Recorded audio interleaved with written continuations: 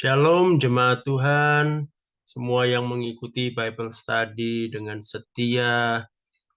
Tuhan Yesus memberkati kita semua, dan kita akan melanjutkan pembelajaran kita dari kitab Kejadian. Kita sudah mendekati akhir dari kitab Kejadian ya. Kita melanjutkan kisah tentang Yusuf. Kali ini kita akan melihat bagaimana Yusuf kembali bertemu dengan keluarganya, dengan saudara-saudaranya. Setelah berpisah sekian tahun lamanya, Bapak Ibu bisa membaca kisahnya di Kejadian 42 sampai 45. Agak panjang, tapi ceritanya menarik sekali. Saya rasa tidak akan membosankan dibaca. Mari kita pelajari bersama. Inti dari kisah ini, yang pertama, bagaimana ini saya tulis di sini Yakub, sebetulnya Yusuf ya. Bagaimana Yusuf menguji saudara-saudaranya. Ketika Yusuf berjumpa kembali dengan saudara-saudaranya, apa yang dilakukannya. Kemudian yang kedua, kita akan melihat bagaimana penggenapan mimpi dari Yusuf. Kita tahu ya, Yusuf punya mimpi. Yang pertama, bahwa ke-11 berkas gandum dari saudara-saudaranya sujud menyembah kepada berkas gandum miliknya sendiri. Lalu yang kedua, bagaimana bulan, bintang, dan matahari, bulan, dan 11 bintang menyembah kepada Yusuf. Nah, mimpi ini akan digenapi ya, karena mimpi itu adalah sebuah petunjuk dari Tuhan tentang apa yang akan terjadi. Kalau diringkas kisah di Kejadian pasal 42 sampai 45 ini terdiri dari 6 bagian. Yang pertama, bagaimana 10 saudara Yusuf pergi ke Mesir. Kemudian bagaimana Yusuf menyuruh mereka kembali membawa Benyamin.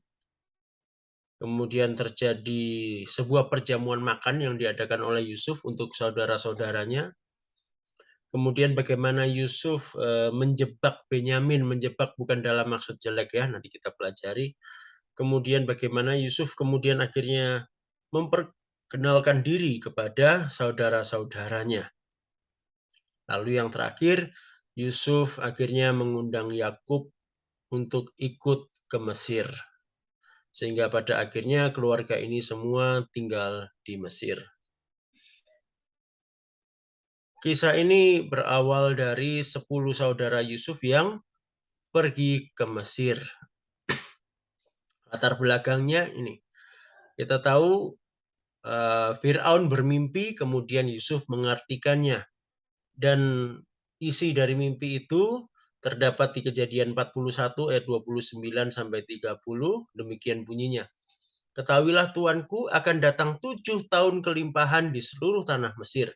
Kemudian akan timbul 7 tahun kelaparan. Maka akan dilupakan segala kelimpahan itu di tanah Mesir karena kelaparan itu mengurus keringkan negeri ini. Nah, jadi setelah masuk di masa 7 tahun kelaparan ini, ya, maka benar-benar terjadi kekeringan di mana-mana. Ternyata bukan hanya di Mesir, termasuk di Kanaan pun terjadi kekeringan. Mereka di Kanaan pun kekurangan makanan. Maka kita lihat apa yang terjadi di Kejadian 42. Kita baca ayat 1 sampai 4. Setelah Yakub mendapat kabar bahwa ada gandum di Mesir, berkatalah ia kepada anak-anaknya, "Mengapa kamu berpandang-pandangan saja?" Lagi katanya, "Telah ku dengar bahwa ada gandum di Mesir. Pergilah ke sana dan belilah gandum di sana untuk kita, supaya kita tetap hidup dan jangan mati." Lalu pergilah 10 orang saudara Yusuf. Perhatikan jumlahnya 10 ya, untuk membeli gandum di Mesir. Mengapa hanya 10? Nah, ayat keempat berkata, Tetapi Yakub tidak membiarkan Benyamin, adik Yusuf, pergi bersama-sama dengan saudara-saudaranya. Sebab pikirnya jangan-jangan ia ditimpa kecelakaan nanti. Nah, kita tahu Yakub begitu sayang kepada Yusuf dan juga Benyamin. Karena lahir dari istri yang paling dicintai. Dan ini yang menimbulkan masalah dalam keluarga Yakub. Ya. Dan rupanya masalah ini masih ada sampai sekarang. Yakub tidak merelakan Benyamin ikut pergi karena khawatir dia akan kehilangan Benyamin. Tetapi kakak-kakaknya yang lain boleh pergi. Jadi Yakub dalam hal ini belum berubah. Singkat kata, mereka pun pergi ke Mesir dan berjumpa dengan Yusuf yang tidak mereka kenal pada mulanya. Kita baca di ayat 7-9. Bagaimana perjumpaan mereka. Ketika Yusuf melihat saudara-saudaranya, segeralah mereka dikenalnya. Jadi Yusuf langsung mengenali saudara-saudaranya. Tetapi ia berlaku seolah-olah ia seorang asing kepada mereka. Ia menegur mereka dengan membentak, katanya, "Dari mana kamu?" Jawab mereka, "Dari tanah Kanaan untuk membeli bahan makanan." Memang Yusuf mengenal saudara-saudaranya itu, tetapi dia tidak dikenal mereka. Perhatikan ayat 9. Lalu teringatlah Yusuf akan mimpi-mimpinya tentang mereka. Rupanya Yusuf sadar ini waktunya mimpinya akan digenapi. Berkatalah ia kepada mereka, "Kamu ini pengintai, kamu datang untuk melihat-lihat di mana negeri ini tidak dijaga." Ya. Jadi Yusuf memang mengada-ada ya, menggertak saudaranya, menuduh mereka sebagai pengintai. Bukan karena Yusuf jahat. Ya. Dia tidak langsung memperkenalkan dirinya, bukan karena dia jahat. Ya. Ada sebuah strategi yang sedang dimainkan oleh Yusuf. Yusuf sedang ingin melihat bagaimana watak saudara-saudaranya. Sudah berubah atau belum. Ya. Yang pertama dia mau mengecek, mau konfirmasi identitas mereka. Supaya mereka menceritakan keadaan dirinya. Maka sengaja oleh Yusuf dituduh sebagai pengintai. Nah, kan pasti saudara-saudaranya akan membela diri. Lalu jawab mereka ya, di ayat 13-15, hamba-hambamu ini 12 orang. Perhatikan, saudara-saudara Yusuf menyebut 12 orang. Kami bersaudara anak dari satu ayah di tanah Kanaan. Tetapi yang bungsu sekarang ada pada ayah kami, dan seorang sudah tidak ada lagi. Dari kalimat ini terlihat sesuatu yang baik. Satu pertanda baik. Mereka tidak bilang mereka bersebelas, atau mungkin menyebut diri mereka bersepuluh saja. Mereka yang tadinya membenci Yusuf dan mungkin juga membenci Benyamin karena ayahnya pilih kasih, rupanya sudah berubah. Mereka sudah mengakui bahwa Yusuf dan Benyamin juga adalah satu saudara dengan mereka. Saudara anak dari satu ayah. Nah, ini luar biasa. Bagi Yusuf tentu ini kalimat yang menyenangkan, menjadi satu pertanda baik buat Yusuf. Nah, ayat 14, lalu kata Yusuf kepada mereka, "Sudahlah seperti telah kukatakan kepadamu tadi, kamu ini pengintai. Dalam hal ini juga kamu harus diuji demi hidup Firaun. Kamu tidak akan pergi dari sini jika saudaramu yang bungsu itu tidak datang kemari." Nah, ada apa? Mengapa Yusuf meminta supaya Benyamin dibawa? Ada taktik yang sedang dikerjakan oleh Yusuf. Ya.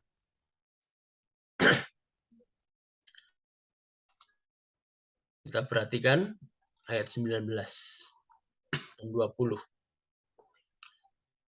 Yusuf berkata, "Jika kamu orang jujur, biarkanlah dari kamu bersaudara tinggal seorang terkurung dalam rumah tahanan. Tetapi pergilah kamu, bawalah gandum untuk meredakan lapar seisi rumahmu. Tetapi saudaramu yang bungsu itu haruslah kamu bawa kepadaku, supaya perkataanmu itu ternyata benar dan kamu jangan mati." Demikianlah diperbuat mereka. Jadi Yusuf minta Benyamin dibawa, sebagai jaminannya salah seorang di antara mereka harus ditahan. Di sini rupanya Yusuf ingin tahu apakah Yakub ayahnya bisa mengasihi saudara-saudaranya sama seperti dia dan Benyamin. Yusuf tentu tahu ayahnya begitu sayang kepada Benyamin.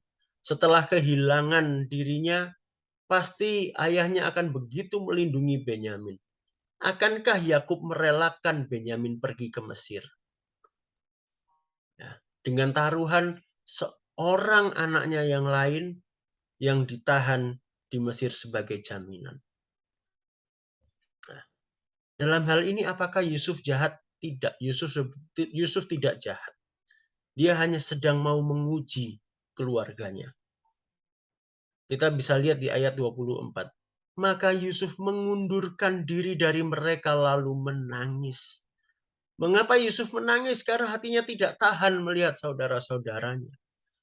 Sejatinya dia begitu merindukan mereka. Dia begitu ingin memperkenalkan dirinya kepada mereka. Supaya mereka bersatu lagi sebagai saudara. Tetapi Yusuf masih menahan diri. Karena masih ada yang perlu dikerjakannya dengan mereka. Ya. Kemudian ia kembali kepada mereka dan berkata-kata dengan mereka. Ia mengambil Simeon dari antara mereka, lalu disuruh belenggu di depan mata mereka. Ya, jadi Simeon yang ditahan. Yang lain boleh kembali, dan kalau ingin Simeon bebas, maka mereka harus membawa Benyamin. Ketika hal ini disampaikan kepada Yakub, tentu Yakub susah sekali. Kita bisa lihat di ayat 36 sampai 38. Dan Yakub ayah mereka berkata kepadanya, "Kamu membuat aku kehilangan anak-anakku. Yusuf tidak ada lagi, dan Simeon tidak ada lagi. Sekarang Benyamin pun hendak kamu bawa juga. Aku inilah yang menanggung segala-galanya itu."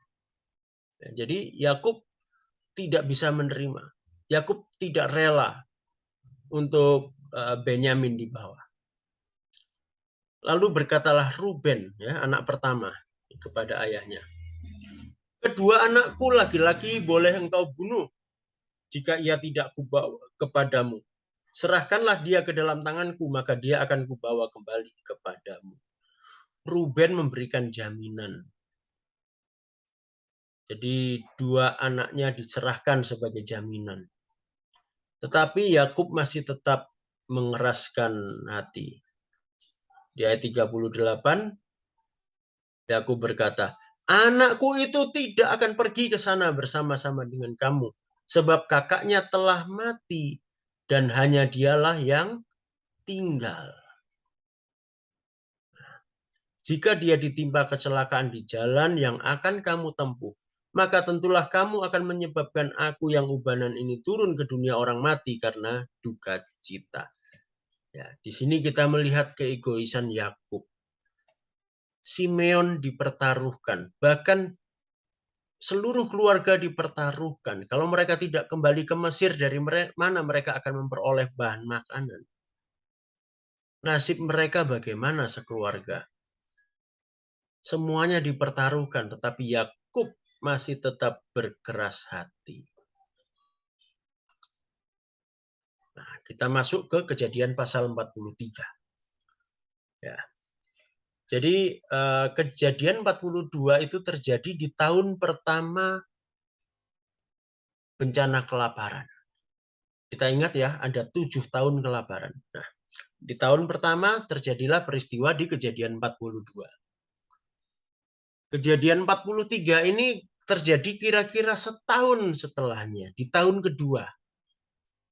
Ya, tentunya bahan makanan yang mereka beli dari Mesir sudah habis atau sudah tinggal sedikit. Nah, lalu Yakub berkata kepada anak-anaknya, kalian pergilah lagi ke Mesir, beli bahan makanan sedikit. Lalu di ayat 8, lalu berkatalah Yehuda kepada Israel ayahnya, biarkanlah anak itu pergi bersama-sama dengan aku. Maka kami akan bersiap dan pergi supaya kita tetap hidup dan jangan mati. Baik kami maupun engkau dan anak-anak kami. Yehuda mengatakan kepada ayahnya betapa pentingnya mereka harus kembali ke Mesir dengan membawa Benyamin. Supaya semua tetap hidup dan jangan mati. Baik kami maupun engkau dan anak-anak kami. Artinya Yehuda berkata ini demi kita semua satu keluarga. Jangan egois. Di ayat 9, nah ini. Yehuda kita tahu ya di beberapa sesi yang lalu kita bicarakan Yehuda itu tidak berani ambil resiko. Dia kurang bertanggung jawab. Tapi kita lihat perubahannya sekarang. Di ayat 9 dia berkata, akulah yang menanggung dia. Engkau boleh menuntut dia daripadaku. Yehuda mengambil tanggung jawab, mengambil risiko. Jika aku tidak membawa dia kepadamu dan menempatkan dia di depanmu, maka akulah yang berdosa terhadap engkau untuk selama-lamanya. Jika kita tidak berlambat-lambat, maka tentulah kami sekarang sudah 2 kali pulang. Jadi ini Yehuda menegur ayahnya. Jangan egois, ini demi kita semua. Aku yang tanggung jawab. Ya. Kemudian kita lihat di ayat 13 ya. Akhirnya Yakub merelakan. Rupanya dengan terpaksa ya. Kita baca ayat 13 dan 14. Bawalah juga adikmu itu, bersiaplah dan kembalilah pula kepada orang itu. Maksudnya kepada Yusuf di Mesir. Ayat 14. Allah yang maha kuasa kiranya membuat orang itu menaruh belas kasihan kepadamu. Supaya ia membiarkan saudaramu yang lain itu beserta Benyamin kembali. Mengenai aku ini, jika terpaksa aku kehilangan anak-anakku, biarlah juga kehilangan. Ayat 14 ini jelas ini perkataan orang putus asa. Ya sudahlah, terserahlah gitu ya. Untungnya masih ingat Tuhan. Yakub masih ingat Tuhan. Allah yang maha kuasa kiranya membuat orang itu menaruh belas kasihan kepadamu. Yakub masih mencoba beriman, ya. Tapi ini beriman dalam keputusasaan.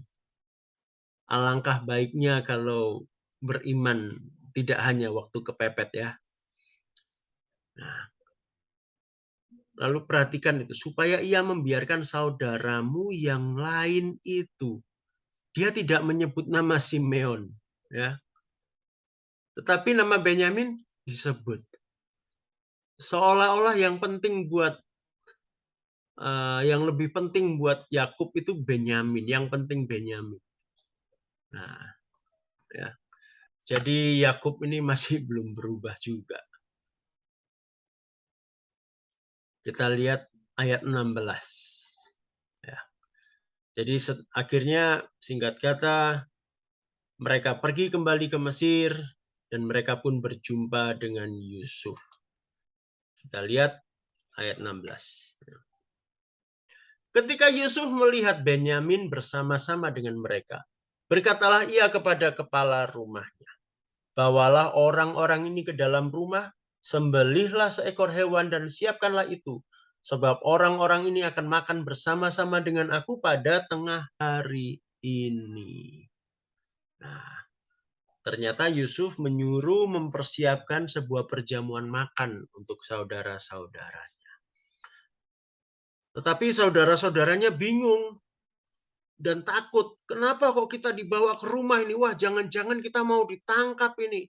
Karena sebelumnya ternyata Yusuf mengembalikan uang yang untuk membeli makanan ke karung saudara-saudaranya. Di tiap karung di situ ada uangnya. Mereka takut, wah ini jangan-jangan gara-gara uang itu gitu ya. Mereka takut. Lalu mereka berkata kepada kepala rumah dari Yusuf tentang kekhawatiran mereka. Tetapi kepala rumah itu berkata, tenang saja, aman.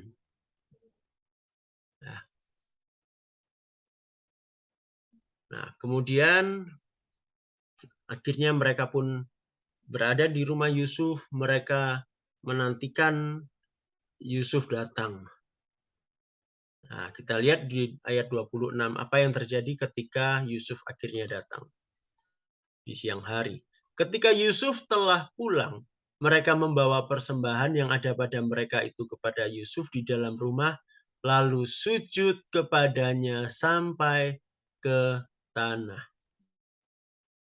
Apa yang dimimpikan oleh Yusuf, mimpi yang diberikan oleh Allah menjadi kenyataan. Ya. Sesudah itu ia bertanya kepada mereka, apakah mereka selamat? Lagi katanya, apakah ayahmu yang tua yang kamu sebutkan itu selamat? Masih hidupkah ia? Jawab mereka, hambamu ayah kami ada selamat. Ia masih hidup.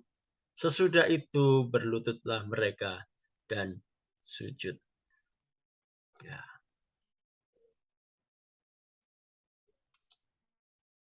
Kemudian ayat 29, ketika Yusuf memandang kepada mereka, dilihatnyalah Benyamin adiknya yang seibu dengan dia. Lalu katanya, inikah adikmu yang bungsu itu yang telah kamu sebut-sebut kepadaku? Lagi katanya, Allah kiranya memberikan kasih karunia kepadamu, anak. Lalu segeralah Yusuf pergi dari situ sebab hatinya sangat terharu merindukan adiknya itu. Dan dicarinyalah tempat untuk menangis. Lihat ya, Yusuf menangis karena dia tidak tahan akan kerinduannya. Tapi dia belum mau menyatakan siapa dirinya di hadapan saudara-saudara. Kita lihat di sini tadi ketika Yusuf berjumpa dengan 10 saudaranya, 10 kakak-kakaknya, dia pun menangis karena rindu. Saat ini ketika Benyamin adiknya ada di situ, dia pun menangis. Kita lihat di sini Yusuf itu merindukan semua saudaranya. Tidak ada dendam di dalam hatinya. Dia tidak dendam kepada kakak-kakaknya. Kerinduannya sama terhadap kakak-kakaknya maupun terhadap adiknya. Rupanya Yusuf pun belajar dari kesalahan Yakub dan tidak mau mengulanginya. Mengapa dia tidak dendam? Alasannya kita lihat nanti di belakang. Setelah itu, maka perjamuan makan pun dimulai. Kita baca ayat 32 sampai 33. Lalu dihidangkanlah makanan bagi Yusuf tersendiri, bagi saudara-saudaranya tersendiri, dan bagi orang-orang Mesir yang bersama-sama makan dengan mereka itu tersendiri.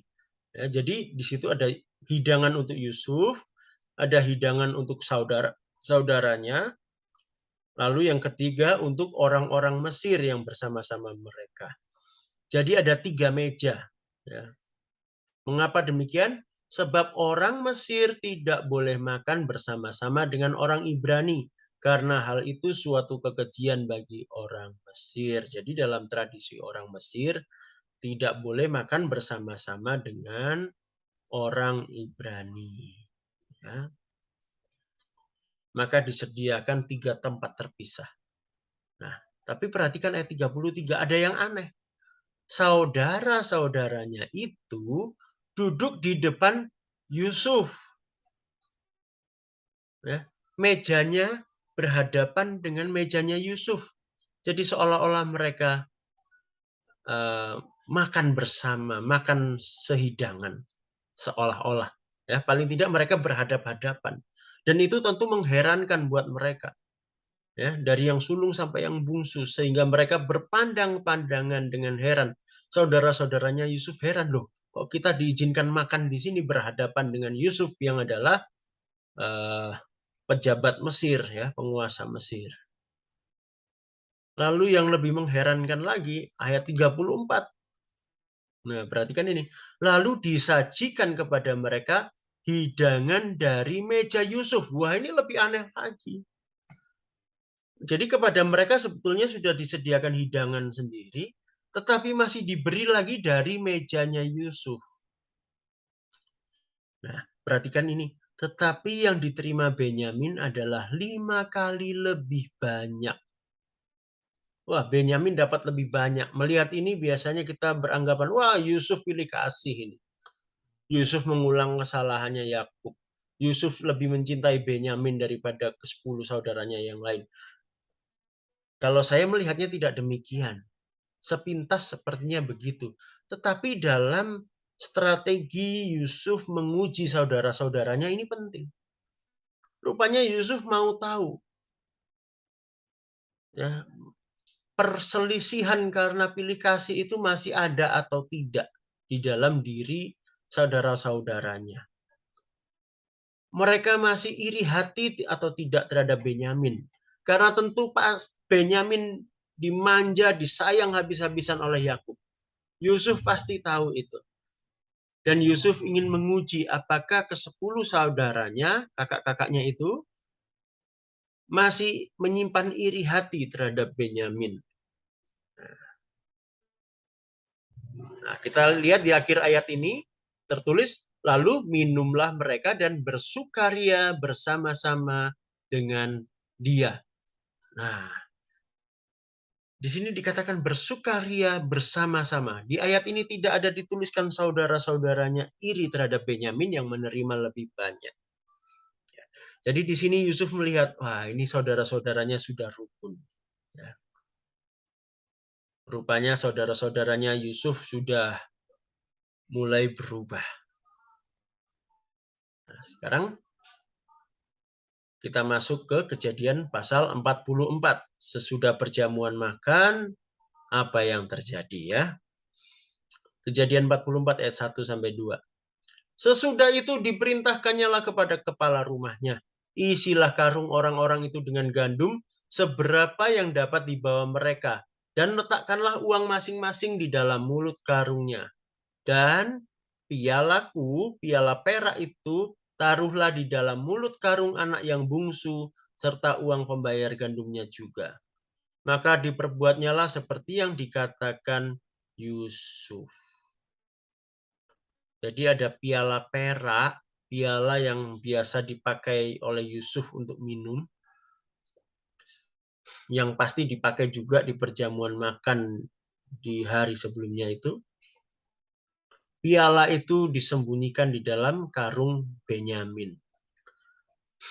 Untuk apa? Untuk menjebak Benyamin. Ya, Yusuf memasang jebakan. Tidak lama setelah ke-11 saudaranya itu pergi, Yusuf memerintahkan bawahannya untuk menangkap mereka. Dan didapatilah di karungnya Benyamin ada piala perak Yusuf. Maka Benyamin dituduh sebagai pencuri.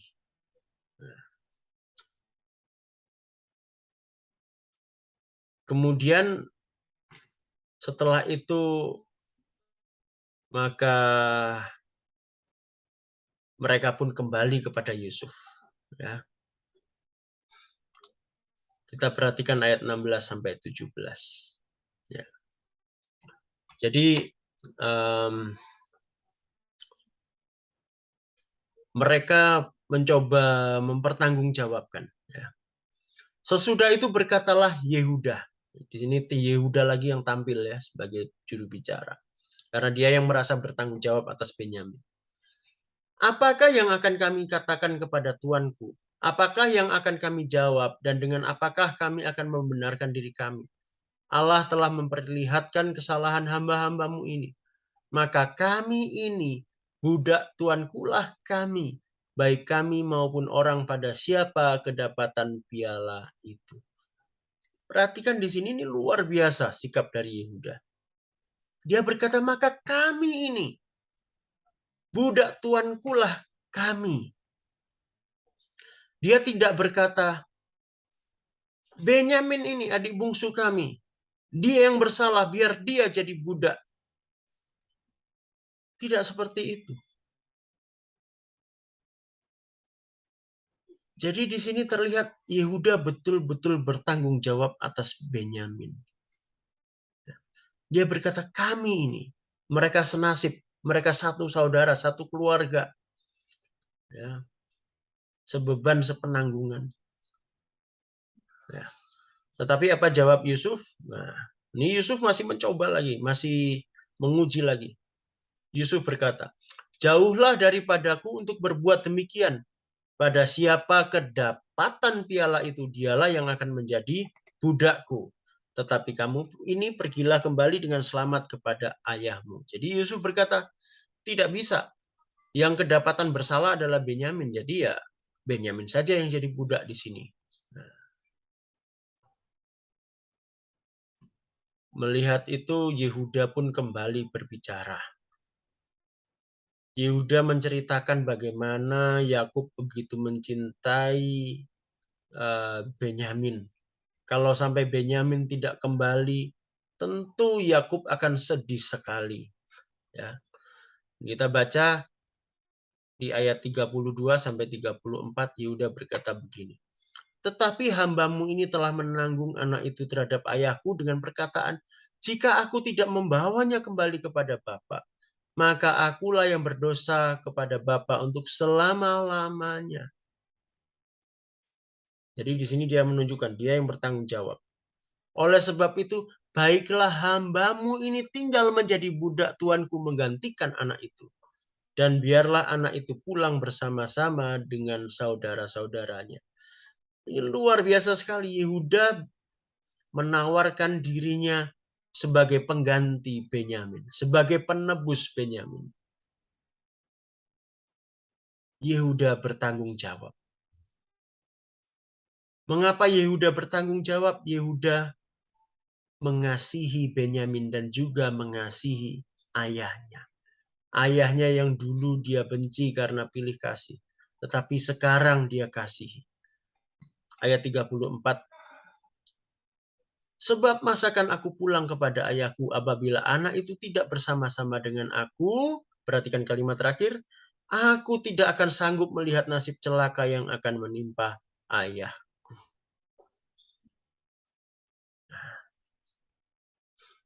Kalau sebelumnya ya, saudara-saudara Yakub tidak peduli bagaimana perasaan ayahnya ketika mereka merancang penipuan, ya, merancang penipuan bahwa Yusuf dikatakan sudah diterkam binatang buas. Tetapi kali ini Yehuda berkata, aku tidak akan sanggup melihat nasib celaka yang akan menimpa ayahku.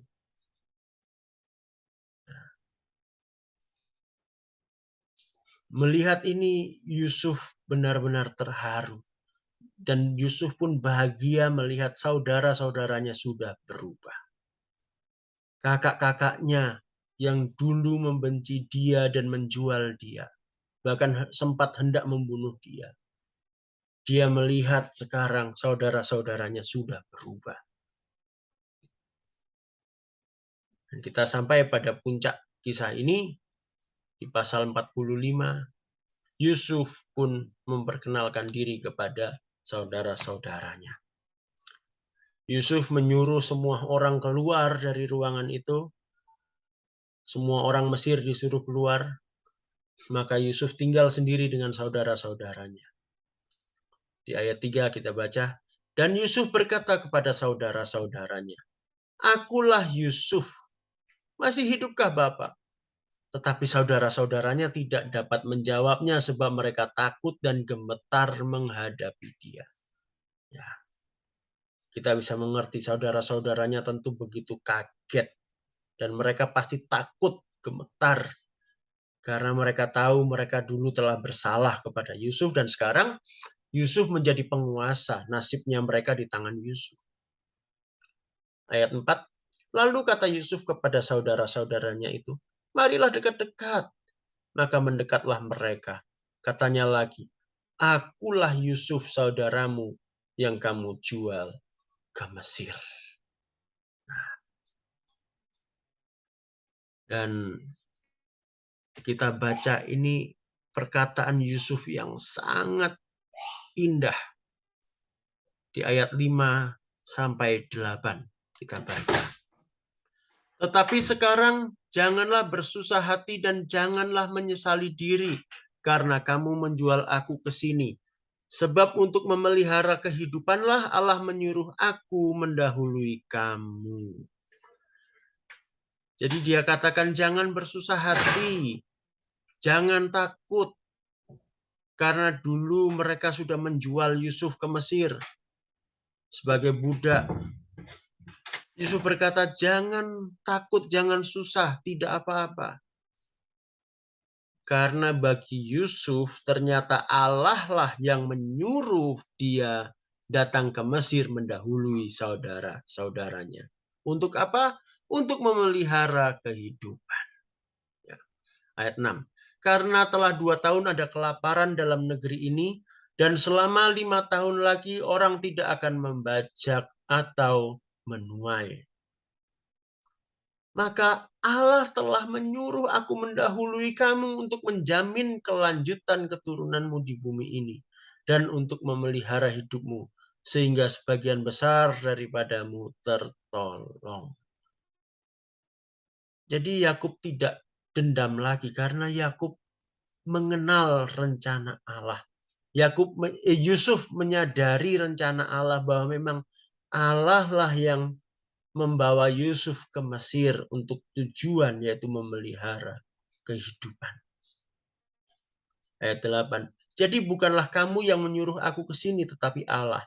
Dialah yang telah menempatkan aku sebagai bapa bagi Firaun dan tuan atas seluruh istananya dan sebagai kuasa atas seluruh tanah Mesir. Ya.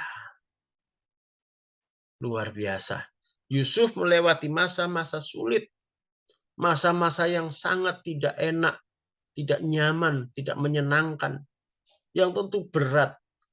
Tetapi Yusuf bisa memandangnya dari perspektif Allah, bahwa ada rencana Allah di balik semua itu. Sungguh luar biasa. Kemudian setelah itu Yusuf meminta saudara-saudaranya untuk segera kembali ke Kanaan untuk menyampaikan kepada Yakub ya bahwa dia masih hidup dan mengundang Yakub ke Mesir. Di ayat 9 dikatakan, segeralah kamu kembali kepada Bapa dan dikatakanlah kepadanya. Beginilah kata Yusuf anakmu, Allah telah menempatkan aku sebagai tuan atas seluruh Mesir. Datanglah mendapatkan aku, janganlah tunggu-tunggu. Engkau akan tinggal di tanah Gosyen dan akan dekat kepadaku. Engkau serta anak dan cucumu, kambing domba dan lembu sapimu dan segala milikmu. Di sanalah aku memelihara engkau, sebab kelaparan ini masih ada 5 tahun lagi. Ya, jadi mereka ini ada di tahun kedua kira-kira. Ya, supaya engkau jangan jatuh miskin bersama seisi rumahmu dan semua orang yang ikut serta dengan engkau. Nah, jadi Yusuf minta supaya mereka cepat-cepat kembali untuk membawa Yakub beserta dengan mereka. Mendengar kedatangan saudara-saudaranya Yusuf, Firaun pun mendukung. Firaun pun memerintahkan supaya dibawakan kereta dan banyak hadiah dan juga bahan makanan untuk bekal mereka di jalan, ya, supaya segera membawa Yakub ke Mesir.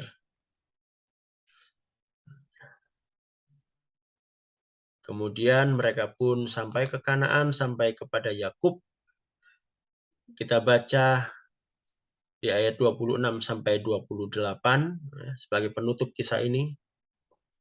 Mereka menceritakan kepadanya, Yusuf masih hidup, bahkan dialah yang menjadi kuasa atas seluruh tanah Mesir.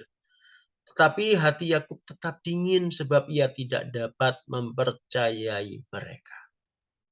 Tetapi ketika mereka menyampaikan kepadanya segala perkataan yang diucapkan Yusuf, dan ketika dilihatnya kereta yang dikirim oleh Yusuf untuk menjemputnya, maka bangkitlah kembali semangat Yakub ayah mereka itu. Kata Yakub, cukuplah itu, anakku Yusuf masih hidup. Aku mau pergi melihatnya sebelum aku mati. Ya, Yakub semangat lagi ketika menyadari Yusuf benar-benar masih hidup. Ya, kisah yang luar biasa, mengharukan, ya, kisah yang indah. Banyak hal yang kita pelajari di sini. Ada sebuah catatan pinggir dari saya, catatan seputar Piala Yusuf. Ya. Ada dua ayat yang saya perhatikan, Kejadian 44 ayat 5 dan ayat 15. Saya bacakan ayat 5. Bukankah ini piala yang dipakai tuanku untuk minum dan yang biasa dipakainya untuk menelaah? Perhatikan kata menelaah. Ya. Piala yang dipakai Yusuf, ya. Di sini dikatakan piala yang dipakai Yusuf untuk minum dan yang biasa dipakainya untuk menelaah. Kata menelaah di sini artinya meramal. Nah, kok aneh Yusuf kok meramal pakai piala lagi? Emangnya Yusuf itu dukun gitu ya? Ayat 15. Berkatalah Yusuf kepada mereka, perbuatan apakah yang kamu lakukan ini? Tidakkah kamu tahu bahwa seorang yang seperti aku ini pasti dapat menelaah? Nah, perhatikan di sini. Seorang yang seperti aku ini. Ya. Sampai di sini, apakah Yusuf seorang dukun yang melakukan dosa meramal dengan kuasa kegelapan? Saya yakin tidak. Setelah ini saya jelaskan. Tapi perhatikan dulu dua ayat yang lain. Sebelumnya Yusuf mengartikan mimpi. Ya, kita tahu itu. Kejadian 40 ayat 8 ketika Yusuf akan mengartikan mimpi dari kepala juru roti dan juru minuman. Kata-kata Yusuf apa? Kita lihat. Jawab mereka kepadanya, kami bermimpi tetapi tidak ada orang yang dapat mengartikannya. Lalu kata Yusuf kepada mereka, bukankah Allah yang menerangkan arti mimpi? Ceritakanlah kiranya mimpi itu kepadaku.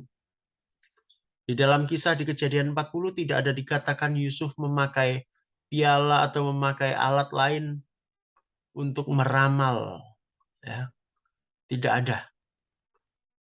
Allah yang menerangkan arti mimpi. Tidak pakai apa-apa. Allah yang memberikan hikmat kepada Yusuf langsung. Tanpa alat apapun. Kita lihat lagi Kejadian 41 ayat 16 ketika mengartikan mimpi Fir'aun. Yusuf menyaut Fir'aun, bukan sekali-kali aku melainkan Allah juga yang akan memberitakan kesejahteraan kepada tuanku Fir'aun. Di sini sekali lagi Yusuf berkata, Allah yang memberikan pengertian. Dan di pasal ini pun tidak disebutkan Yusuf memakai alat-alat tertentu untuk meramal. Jadi tidak ada. Lalu kok ada di pasal 44 tadi tentang piala itu disebutkan untuk menelaah, untuk meramal. Kita perlu sadar bahwa itu sebetulnya bagian dari dramanya Yusuf. Saat itu Yusuf belum memperkenalkan dirinya sebagai Yusuf, saudara dari mereka itu. Yusuf masih memposisikan dirinya sebagai seorang pejabat tinggi Mesir. Nah, jadi Yusuf itu menyembunyikan identitasnya. Ya, perkataan menelaah itu digunakan untuk memperkuat citranya sebagai pejabat Mesir karena ketika itu ya di Mesir itu perdukunan itu hal yang biasa, biasa terjadi, bukan biasa dilakukan Yusuf ya. Tetapi di dunia Mesir saat itu sering dilakukan hal-hal seperti itu, peramalan dan sebagainya. Nah, dan bagi orang yang terpandang di Mesir, pejabat umumnya punya kemampuan mistis, salah satunya meramal. Jadi itu sekedar dramanya Yusuf untuk memperkuat uh, penampilannya sebagai seorang pejabat tinggi di Mesir. Yusuf sendiri sebenarnya tidak pernah meramal, ya. Yusuf bukan dukun, ya. Oke. Demikian yang bisa saya sampaikan. Kita akan berjumpa dalam sesi diskusi. Silakan mengemukakan pendapat, kesimpulan, hal-hal penting apa yang didapatkan, ya, juga pertanyaan-pertanyaan, silakan. Siapa tahu kalau Bapak Ibu perhatikan kejadian 42 sampai 44 ini sampai 45, saudara menemukan hal lain yang terlewatkan oleh saya, silakan diungkapkan di sesi diskusi nanti. Tuhan Yesus memberkati kita semua.